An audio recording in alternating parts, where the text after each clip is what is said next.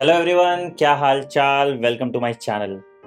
तो सवाल ये है कि नीट में प्रीवियस ईयर क्वेश्चन से कितने सवाल डायरेक्टली आ जाते हैं या इनडायरेक्टली आ जाते हैं। ठीक है, अब इसका एक्सप्लेनेशन मैं तुम्हें नहीं बताऊंगा, इसके लिए मैं एक तुम्हें डेमो देता हूं। ठीक है, नीट 2020 का पेपर उठाओ, नीट 2019 का पेपर उठाओ, नीट 2018 का पेपर उठाओ, नीट 2017 का पेपर उठाओ, नीट 2013 का पेपर उठाओ या नीट 2016 का पेपर उठाओ। ठीक है, लास्ट के 15 साल के पीवाईक्यूज की एक पीडीएफ में तुम्हें शेयर कर दूंगा मेरे टेलीग्राम चैनल पे डॉक्टर आनंदमणि के नाम से।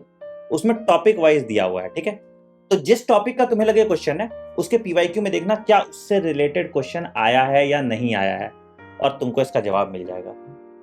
नहीं मेहनत करना चाहते हो, मेरी बात मानना चाहते हो, तो बेटा डायरेक्टली बात करोगे तो 10 से 15% क्वेश्चन एज इट इज आते हैं।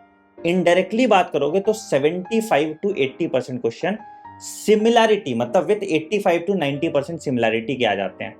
देखो 33 साल हो गए नीट को होते हुए, लास्ट 33 ईयर्स की बात हम करते हैं, उसमें से आप समझ जाओ 15 साल या 20 साल जो लास्ट हैं जहां पे रेलेवेंट क्वेश्चन ज्यादा है। ठीक है, 33 साल में भी कुछ क्वेश्चन रेलेवेंट थे, कुछ क्वेश्चन नहीं थे, बट 2010 के बाद, ठीक है, 2010 के बाद वाले सारे क्वेश्चन मोर और लेस रेलेवेंट ही है नीट के एग्जाम में। ठीक है, तो अगर आप सारे पीवाईक्यूज कर लेते हैं और सिर्फ क्वेश्चन करना इंपॉर्टेंट नहीं है, आप उसके बेसिस का कॉन्सेप्ट भी समझ जाते हैं, तो आपके नीट के मार्क्स बहुत ज्यादा इंप्रूव हो जाएंगे, क्योंकि आप सारे क्वेश्चन से एक्वेंटेड हो जाएंगे। मैं हमेशा बोलता हूं बेटा, questions can neither be created not destroyed, है ना, मेरा लॉ ऑफ क्वेश्चन है। ठीक है, मतलब it can be just transferred from one examination to other. आपको एग्जामिनर्स का टेम्परामेंट समझना पड़ेगा बेटा। नए क्वेश्चंस एग्जामिनर्स इसलिए नहीं बनाते कि लैंग्वेज का प्रॉब्लम होगा।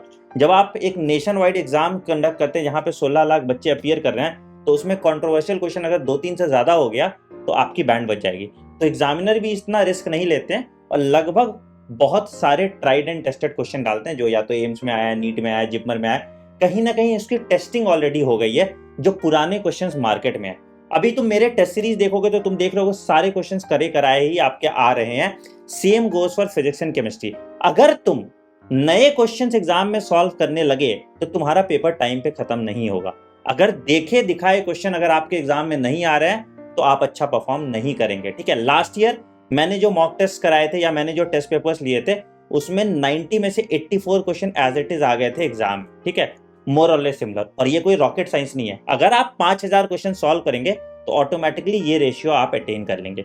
इसीलिए बच्चों मैं आपको कह रहा हूं, अनअकैडमी का एक all India mock test series आया हुआ है। अनअकैडमी के ऐप पे है, लिंक डिस्क्रिप्शन में है। इंग्लिश और हिंदी दोनों में हो रहा है ये मॉक टेस्ट। 28 तारीख को पहला टेस्ट है 2 से 5 बजे।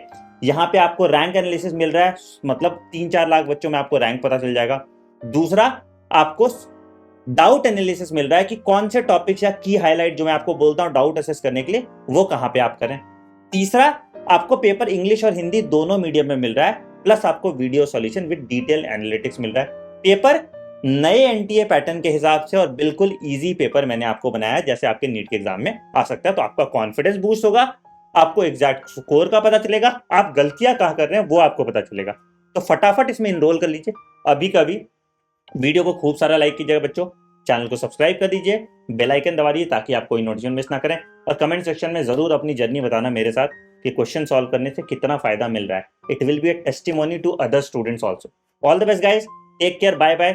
कुछ दिन बचा है, रगड़ दो अपने आप को, बाकी तो उसके बाद मेडिकल कॉलेज में मिलते हैं। All the best, bye bye.